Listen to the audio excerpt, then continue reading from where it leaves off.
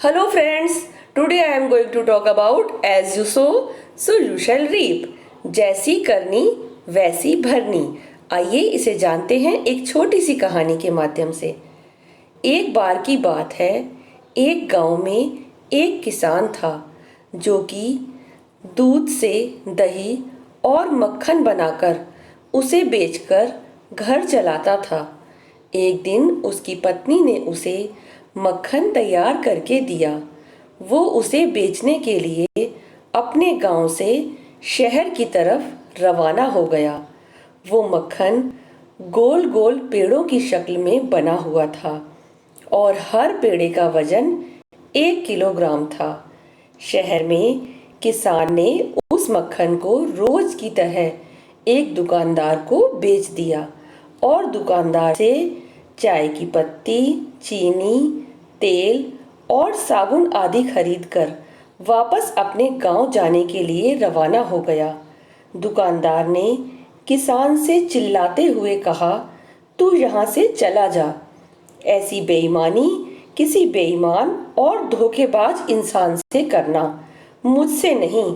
900 ग्राम मक्खन को पूरे 1 किलो कहकर बेचने वाले शख्स कि वो शक्ल भी नहीं देखना चाहता।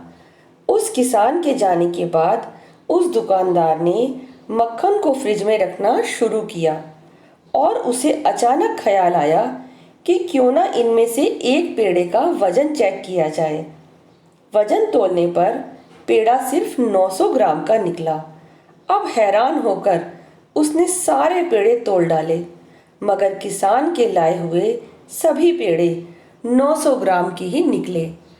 ठीक अगले हफ्ते फिर किसान हमेशा की तरह मक्खन लेकर जैसे ही दुकानदार की दुकान पर पहुंचा, किसान ने बड़ी विनम्रता से दुकानदार से कहा, मेरे भाई मुझसे गुस्सा ना हो, हम तो गरीब लोग हैं।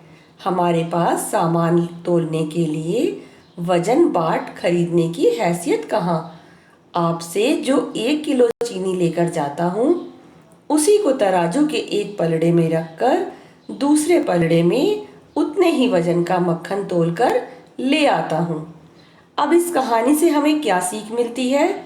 जो हम दूसरों को देंगे, हमारे पास वही लौट कर आएगा, फिर चाहे वो सम्मान हो या फिर धोखा। हम जो देते हैं बदले में हमें वही मिल जाता है। यही इस संसार का नियम है। धन्यवाद।